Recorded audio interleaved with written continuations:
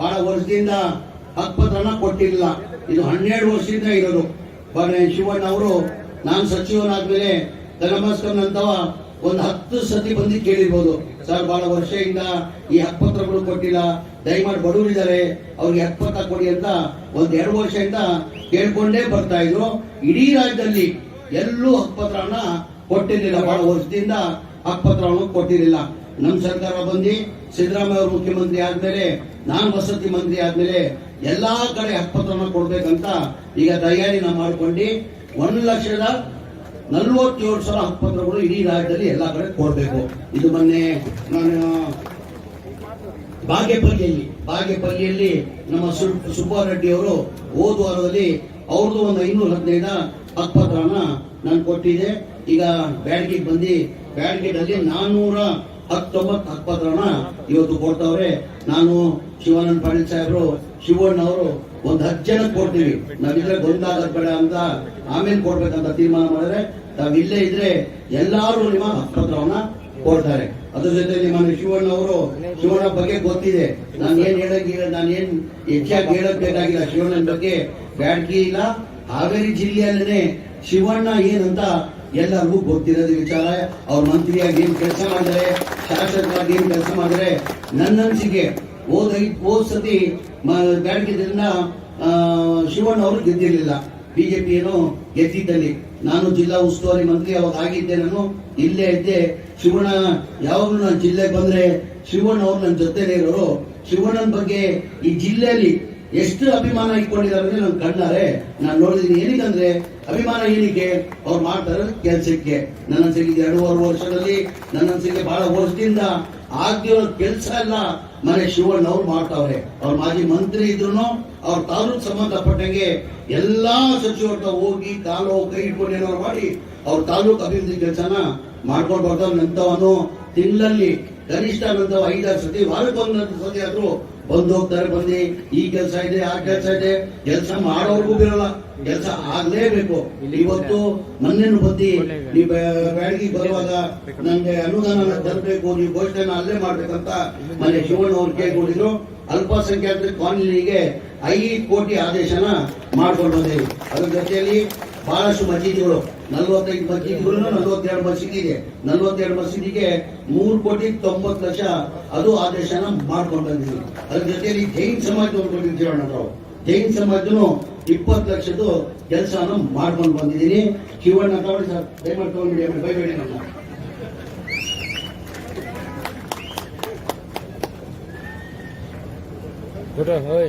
ಮುಂದಿನ ದಿನ ಶಿವಣ್ಣನು ಮಂತ್ರಿ ಆಗ್ಬೇಕಂತ ನಾವು ಬಯಸ್ತಾ ಇದ್ದೀವಿ.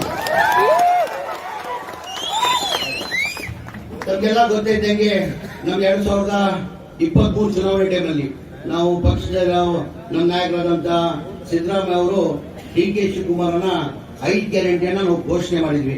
5 ಗ್ಯಾರಂಟಿ ಘೋಷಣೆ ಜನ ನಿರೀಕ್ಷೆ ಇಟ್ಟು 5 ಗ್ಯಾರಂಟಿ ಕೊಡ್ತಾರಂತ ನಂಬಿಟ್ಟು ನಂಬ್ಕೊಂಡು ನನ್ನ 140 ಸೀಟಿನ ಗೆಲ್ಸ್ಕೊಟ್ಟಿದ್ರು. ನಮ್ಗೆಲ್ಲ ಗೊತ್ತಿಲ್ಲ.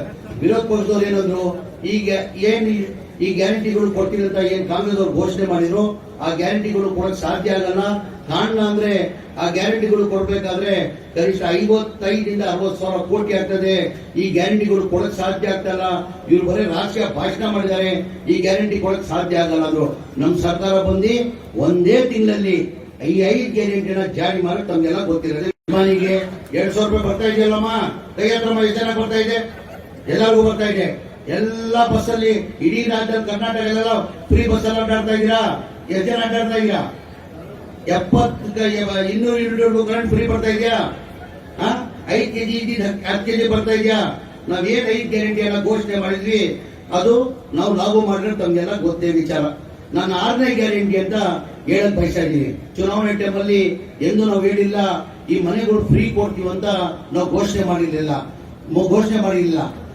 ಚುನಾವಣೆ ಟೈಮಲ್ಲಿ ನಮ್ಮ ಸರ್ಕಾರ ಬಂದಾದ್ಮೇಲೆ, ನಾನ್ ಮಂತ್ರಿ ಆದ್ಮೇಲೆ ನನ್ ಗಮನಕ್ಕೆ ಬಂತು ಏನಂತ 1,80,253 ಮನೆಗಳು ಸಿದ್ದರಾಮಯ್ಯ ಹಿಂದಿನ ಸರ್ಕಾರದಲ್ಲಿ ಸಿದ್ದರಾಮಯ್ಯ ಮುಖ್ಯಮಂತ್ರಿ ಇರುವಾಗ ಸ್ಯಾಂಕ್ಷನ್ ಮಾಡಿದ್ರು ಸ್ಲಂ ಬೋರ್ಡ್ಗೆ. 1,80,253 ಮನೆ. ಅದೇ ತರ ರಾಜೀವ್ ಗಾಂಧಿ ASP ಆಶ್ರಯ ಮನೆಗಳು ಅದಕ್ಕೆ 47,860 ಮನೆ ಸ್ಯಾಂಕ್ಷನ್ ಮಾಡಿದ್ರು. ಒಟ್ಟಾಗಿ 2,60,000 ಮನೆ ಹಿಂದಿನ ಸರ್ಕಾರದಲ್ಲಿ ಸಿದ್ದರಾಮಯ್ಯ ಸಾಹೇಬರು ಮುಖ್ಯಮಂತ್ರಿ ಇರುವಾಗ ಸ್ಯಾಂಕ್ಷನ್ ಮಾಡಿದ್ರು. ಅದಾದ್ಮೇಲೆ ಸಮ್ಮಿಶ್ರ ಸರ್ಕಾರ ಬಂತು, ಬಿಜೆಪಿ ಸರ್ಕಾರ ಬಂತು, ಒಂದ್ ಮನೇನು ಸ್ಯಾಂಕ್ಷನ್ ಮಾಡಿಲ್ಲ, ಒಂದ್ ಮನೇನು ಕೊಡಕ್ ಸಾಧ್ಯ ಆಗಿಲ್ಲ. ಕಾರಣ ಅಂದ್ರೆ ಒಂದ್ ಮನೆ ಕಟ್ಟಬೇಕಾದ್ರೆ 7.5 ಲಕ್ಷ ಆಗ್ತದೆ. ಕೇಂದ್ರ ಸರ್ಕಾರದಿಂದ ಪ್ರಧಾನ ಮಂತ್ರಿ ಆವಾಸ್ ಯೋಜನಾ, ದಯಮಾಡಿ ಕೇಳಬೇಕು, ಕೇಂದ್ರ ಸರ್ಕಾರದಿಂದ ಪ್ರಧಾನ ಮಂತ್ರಿ ಆವಾಸ್ ಯೋಜನಾ ಅಂತ 1.5 ಲಕ್ಷ ಕೊಡ್ತಾರೆ. ಆ ಬಡವ್ರ ಮನೆಗೆ GST ಹಾಕಿ 18% 1,32,000 ವಾಪಸ್ ತಗೊಂಡವ್ರೆ. ನಾನು ಬಹಳಷ್ಟು ಸದನದಲ್ಲಿ ಬಹಳ ಸತಿ ಬಿಜೆಪಿ ಸ್ನೇಹಿತರಿಗೆ ಹೇಳಿದೆ, ಸರ್ ಬಿಜೆಪಿ ಹಿಂದೆ ಸರ್ಕಾರ ಇದೆ ಕೇಂದ್ರದಲ್ಲಿ, ಮತ್ತೆ ಪ್ರಧಾನ ಮಂತ್ರಿಗಳಿಗೆ ಹೇಳಿ ಈ ಬಡವ್ರ ಮನೆ ಕಟ್ಟಕ್ಕೆ GST ಆಗಬಾರ್ದು ಅಂತ ಹೇಳ್ಬಿಟ್ಟು ಬಿಜೆಪಿ ಸ್ನೇಹಿತರಿಗೆ ಹೇಳಿದೆ. ಅವ್ರ ಬಡವ್ರ ಬಗ್ಗೆ ಕಾಳಜಿ ಕಾರಣಕ್ಕೆ ಮಾತಾಡಿದ್ರು ನನಗೆ ಗೊತ್ತಿಲ್ಲ. 7.5 ಲಕ್ಷ ಕಾಸ್ಟ್ ಆಗ್ತದೆ. ಕೇಂದ್ರ ಸರ್ಕಾರದಿಂದ 1.5 ಲಕ್ಷ ಕೊಡ್ತಾರೆ, ರಾಜ್ಯ ಸರ್ಕಾರದಿಂದ 1.5 ಲಕ್ಷ ಕೊಡ್ತಾರೆ. 7.5 ಲಕ್ಷದಲ್ಲಿ 3 ಲಕ್ಷ ಕೊಟ್ಟರೆ 4.5 ಲಕ್ಷ ಉಳಿತದೆ. ಬೆನಿಫಿಷಿಯರಿ ಎಲ್ಲಿಂದ ಕೊಡಕ್ ಸಾಧ್ಯ? ಬಡವರು ಎಲ್ಲಿಂದ ಕೊಡಕ್ ಸಾಧ್ಯ? ಟೋಟಲ್ ಬೆನಿಫಿಷಿಯರಿ ಪೇಮೆಂಟ್ ಬರಬೇಕಾಗಿತ್ತು 9,500 ಕೋಟಿ ಬರಬೇಕಾಗಿತ್ತು. ಎಷ್ಟು ಬರಬೇಕಾಗಿತ್ತು? 2,30,000ಗೆ 9,500 ಕೋಟಿನಲ್ಲಿ ಬರೇ 310 ಕೋಟಿ ಬಂದಿದೆ. 5,000 ಕೊಟ್ಟವ್ರೆ, 10,000, 15,000, 20,000 ಮೇಲೆ ಬಡವರು ಯಾರು ಕೊಡಕ್ಕೆ ಸಾಧ್ಯ ಆಗಲ್ಲ. ನಾನ್ ಮಂತ್ರಿ ಆದ್ಮೇಲೆ ನನ್ ಗಮನಕ್ಕೆ ಬಂದಾದ್ಮೇಲೆ ನಾನು ಹೆಂಗೋಪ್ಪ ಮನೆ ಮುಖ್ಯಮಂತ್ರಿಗೆ ಹೋಗಿ ಹೇಳೋದು, ಏಕೆಂದ್ರೆ ಗ್ಯಾರಂಟಿಗಳಲ್ಲಿ 55,000 ರಿಂದ 60,000 ಕೋಟಿ ಆಗ್ತದೆ. ಅದರಲ್ಲಿ 9,000 ಹೆಂಗೋಪ್ಪ ಕೇಳದಂತ ಧೈರ್ಯ ಮಾಡಿ ಮನೆ ಮುಖ್ಯಮಂತ್ರಿ ಗಮನಕ್ಕೆ ತಂದೆ. ಸರ್ ಹಿಂದಿನ ಸರ್ಕಾರದಲ್ಲಿ ತಾವೇ ಮುಖ್ಯಮಂತ್ರಿ ಇರುವಾಗ ಈ ಮನೆಗಳು ಸ್ಯಾಂಕ್ಷನ್ ಮಾಡಿದ್ರು, ಅದಾದ್ಮೇಲೆ ಒಂದ್ ಮನೆಯನ್ನು ಕೊಟ್ಟಿಲ್ಲ, ಒಂದ್ ಮನೆಯನ್ನು ಸ್ಯಾಂಕ್ಷನ್ ಮಾಡಿಲ್ಲ. ಜನ ಬೀದಿಯಲ್ಲಿದ್ದಾರೆ ಸರ್, ಈಗ ಮನೆ ಸರ್ಕಾರ ವತಿಯಿಂದಾನೆ ನಮ್ಮ ಮನೆಗಳು ಕೊಡ್ಬೇಕಾಗ್ತದೆ ಸರ್ ಅಂತ ಹೇಳ್ಬಿಟ್ಟು ಮನೆ ಮುಖ್ಯಮಂತ್ರಿ ಗಮನಕ್ಕೆ ತಂದೆ. ಮನೆ ಮುಖ್ಯಮಂತ್ರಿಗಳು 2-3 ರಿವ್ಯೂ ಮೀಟಿಂಗ್ ಮಾಡಿ, ನೀನ್ ಹೇಳ್ತಾರ ಸತ್ಯ ಹಾಕೋನು, ಈ ಬಡವರು ದುಡ್ಡು ಕೊಡಕ್ ಸಾಧ್ಯ ಆಗಲ್ಲ, ಅದ್ ಎಷ್ಟನ ಗ್ಯಾರಂಟಿ, ಎಷ್ಟನ ಕಷ್ಟ ಆಗ್ಲಿ, ಈ ದುಡ್ಡನ್ನ ನಾನು ಕೊಡ್ತೀನಿ. 2026 ಡಿಸೆಂಬರ್ ಕೊನೆವರೆಗೂ ಈ ಮನೆಗಳು ಬಡವರು ಕೊಡ್ಬೇಕಂತ 2024 ಕ್ಯಾಬಿನೆಟ್ ತಂದು ಅಪ್ರೂವ್ ಮಾಡಿ 500 ಕೋಟಿ ಬಿಡುಗಡೆ ಮಾಡಲಿಕ್ಕೆ 36,789 ಮನೆ ಹೋದ ವರ್ಷದಲ್ಲಿ ಕೊಟ್ವಿ. ಏನಿಗೆ ಬಿಜೆಪಿ ಅವ್ರು ಕೊಡಕ್ ಸಾಧ್ಯ ಆಗಿಲ್ಲ, ಏನಿಗೆ ಜನತಾದಳ ಅವ್ರು ಕೊಡಕ್ ಸಾಧ್ಯ ಆಗಿಲ್ಲ. ಅವ್ರ ಬಡವ್ರ ಬಗ್ಗೆ ಕಾಳಜಿ ಅಲ್ವಾ? ಬರೇ ಬಡವ್ರ ಬಗ್ಗೆ ಕಾಳಜಿ ಕಾಂಗ್ರೆಸ್ ಪಕ್ಷಕ್ಕೆ ಮತ್ತೆ ಸಿದ್ದರಾಮಯ್ಯ ಮಾತ್ರನ ಅಂತ ನಿಮ್ಗೆ ಹೇಳಕ್ ಬಯಸ್ತಾ ಇದ್ದೀವಿ. ಕೊಡ್ಬೋದಾಗಿದ್ದಾರೆ, ಅವ್ರು ಕೊಡ್ಬೋದಾಗಿದ್ದಾರೆ. ಅವ್ರ ಗ್ಯಾರಂಟಿ ಇರಲಿಲ್ಲ, ಯಾವ ಗ್ಯಾರಂಟಿ ಇರಲಿಲ್ಲ ಬಿಜೆಪಿ ಅವರಿಗೆ. ನಾವು ಗ್ಯಾರಂಟಿಗಳನ್ನೇ ಇದೇ ಸ್ನೇಹಿತರು, ಬಿಜೆಪಿ ಸ್ನೇಹಿತರು ಹೇಳ್ತಾರೆ ಸರ್ಕಾರ ದಿವಾಲಿ ಆಗ್ಬಿಟ್ಟಿದೆ, ಸರ್ಕಾರ ಗಾಲಿ ಆಗ್ಬಿಟ್ಟಿದೆ, ದಿವಾಲಿ ಆಗ್ಬಿಟ್ಟಿದೆ, ಸರ್ಕಾರದ ದುಡ್ಡು ಇಲ್ಲ ಅಂತ. ನಮ್ ಸರ್ಕಾರ ಗ್ಯಾರಂಟಿನೂ ಕೊಟ್ಟಿ 9,500 ಬಡವರಿಗೆ ಮನೆ ಕೊಡ್ತೀವಿ ಅಂತ ಮಾನ್ಯ ಸಿದ್ದರಾಮಯ್ಯ ಅವರು ಮುಖ್ಯಮಂತ್ರಿಗಳು ಹೇಳಿದ್ದಾರೆ. ಎಲ್ಲಿ ದಿವಾಲಿ ಆಗಿದೆ? ಇವ್ರು ಕೊಡ್ಬೋದಾಗಿದ್ದಿಲ್ಲ, ಇವ್ರದೇ ಸರ್ಕಾರ ಇತ್ತು, ಯಾವ ಗ್ಯಾರಂಟಿ ಇರಲಿಲ್ಲ ಇವ್ರಿಗೆ. ಅಂದ್ರೆ ಅರ್ಥ ಮಾಡ್ಕೊಳ್ಬೇಕಾಗ್ತದೆ ತಾವು, ಅವ್ರಿಗೆ ಬಡವ್ರ ಬಗ್ಗೆ ಕಾಳಜಿ ಇಲ್ಲ ಅಂತ ತಾವು ಅರ್ಥ ಮಾಡ್ಕೊಂಡು ಬೇಕಾಗ್ತದೆ. ಅದ್ರ ಜೊತೆಯಲ್ಲಿ ಬೆಂಗಳೂರು ತಾವು ನೋಡಿದ್ರ, ಬಹಳ ಜನ ಬೆಂಗಳೂರು ಹೋಗಿದ್ದೀರಾ.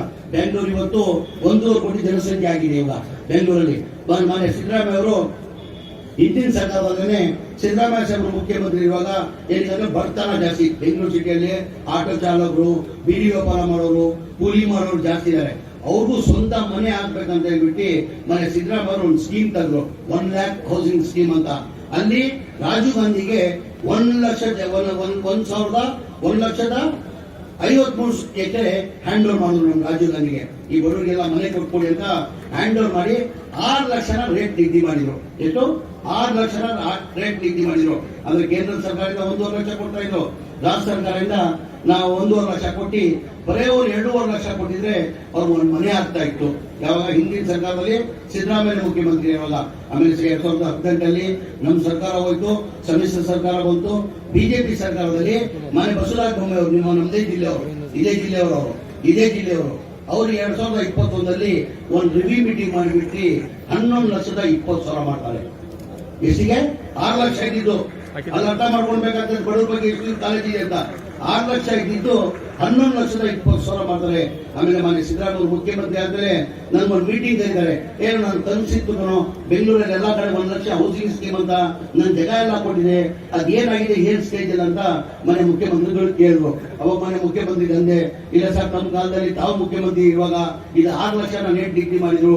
ಬಿಜೆಪಿ ಅವರು ಬಂದ್ರೆ ಬಸವರಾಜ ಬೊಮ್ಮಾಯಿ ಅವರು 11,20,000 ಮಾಡಿಬಿಟ್ಟಿದೆ. ಪಾಪ ಬಡವರು ಎಲ್ಲಿಂದ ಕೊಡಕ್ ಸಾಧ್ಯ? 3 ಲಕ್ಷ ಅಂದ್ರೆ 8.5 ಲಕ್ಷ ಕೊಡಬೇಕು.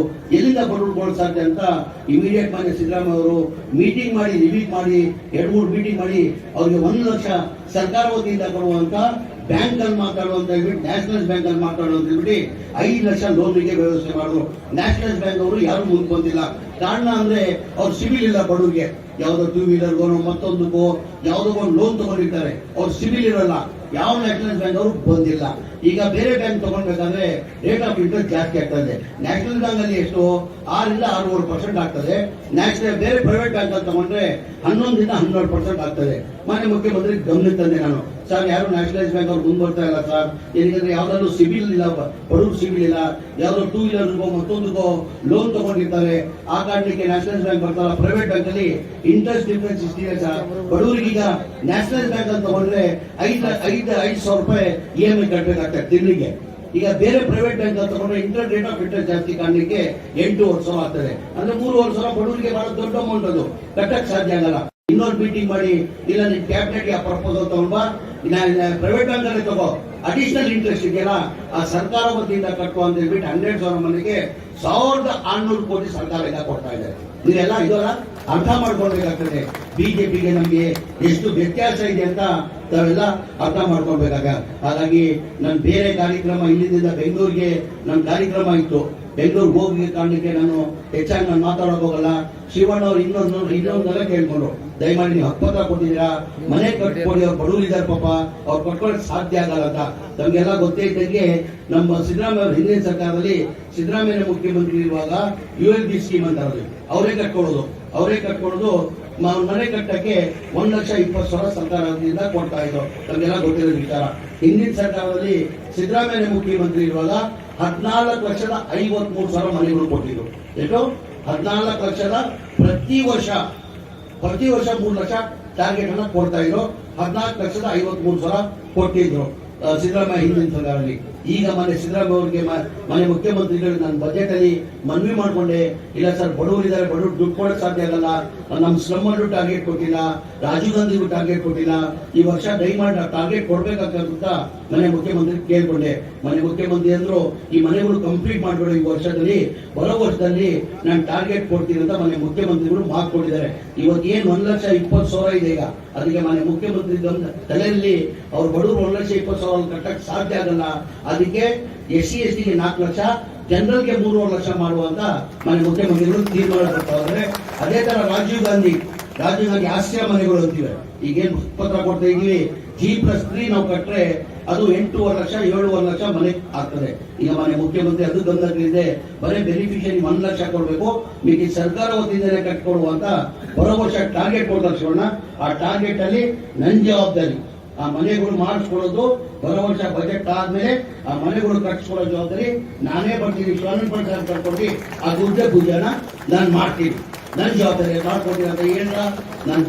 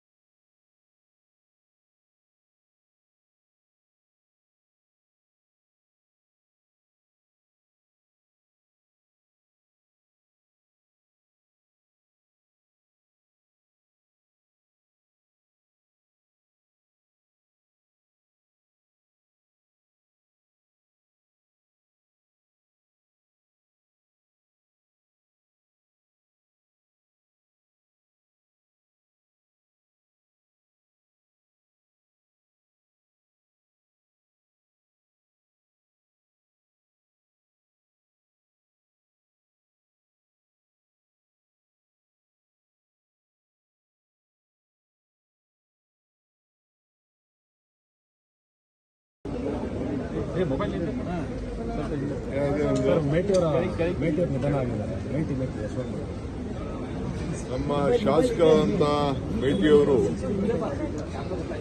ಆರೋಗ್ಯ ಬಹಳ ಏರುಪೇರಾಗಿತ್ತು. ನನಗೆ ಬಹಳ ದುಃಖದ ವಿಚಾರ ಬಂದಿದೆ. ನಾಳೆ ನನ್ನ ನೀರಿನ ಹೆಜ್ಜೆ ಪುಸ್ತಕ ಬಿಡುಗಡೆ ಇತ್ತು. ಮುಖ್ಯಮಂತ್ರಿಗಳು ಈಗ ನನ್ನ ಹತ್ರ ಮಾತಾಡಿದ್ರು. ಬಾಗಲಕೋಟೆಗೆ ಹೋಗಬೇಕಾದಂಥ ಒಂದು ಪರಿಸ್ಥಿತಿ ಬಂದಿದೆ. ಸೊ ಅದಕ್ಕೆ ನಾವು ಆ ಕಾರ್ಯಕ್ರಮವನ್ನು, ನೀರಿನ ಹೆಜ್ಜೆ ಪುಸ್ತಕ ಬಿಡುಗಡೆ ಕಾರ್ಯಕ್ರಮವನ್ನು ಮುಂದೂಡಿದ್ದೀವಿ. ಮತ್ತೆ ಮುಖ್ಯಮಂತ್ರಿಗಳ ಹತ್ರ ಟೈಮ್ ತೆಗೆದುಕೊಂಡು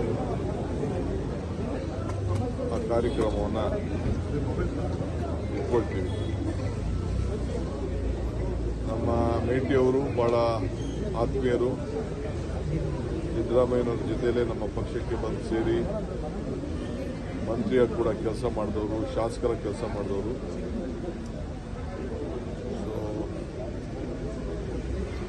ನನ್ನ ಬಿಟಿಡಿ ಅಧ್ಯಕ್ಷ ಕೂಡ ಈಗ ಕೆಲಸ ಮಾಡ್ತಾ ಇದ್ದಾರೆ. ಭಗವಂತ ಅವರಿಗೆ, ಅವ್ರ ಕುಟುಂಬದವ್ರಿಗೆ, ಅವ್ರ ನ್ಯಾಯಕ್ಕೆ ಕೂಡ ಶಕ್ತಿ ತುಂಬಲಿ ಅಂತೇಳಿ ಪ್ರಾರ್ಥನೆ ಮಾಡಿ.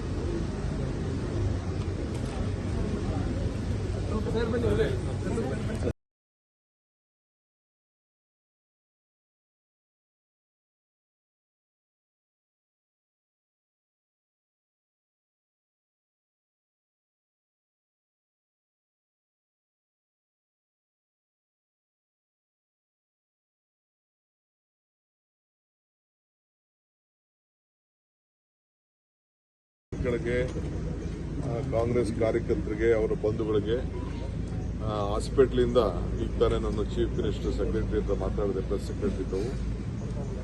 ಇಲ್ಲಿಂದ ಆರ್.ಟಿ. ನಗರ ಅವರ ಮನೆಗೆ ಬರ್ತಾರೆ. ಅದಾದ ಮೇಲೆ 7 ಗಂಟೆಗೆ ಇಲ್ಲಿಂದ ಬಾಗಲಕೋಟೆಗೆ ತೆಗೆದುಕೊಳ್ಳುವಂಥ ಕಾರ್ಯಕ್ರಮ ಇದೆ. ಸೊ ಯಾರು ನಮ್ಮ ಕಾರ್ಯಕರ್ತರು, ಮುಖಂಡರುಗಳು, ಶಾಸಕರು, ಅವರ ಅಭಿಮಾನಿಗಳು ಅವರ ದರ್ಶನ ಮಾಡ್ಬೋದು, ಆರ್.ಟಿ. ನಗರ ಮನೆಗೆ ಹೋಗ್ಬೋದು ಅನ್ನೋದು ನಮ್ಗೆ ತಿಳಿಸ್ಲಿಕ್ಕೆ ನಾನು ಇಚ್ಛೆ ಪಡ್ತೀನಿ.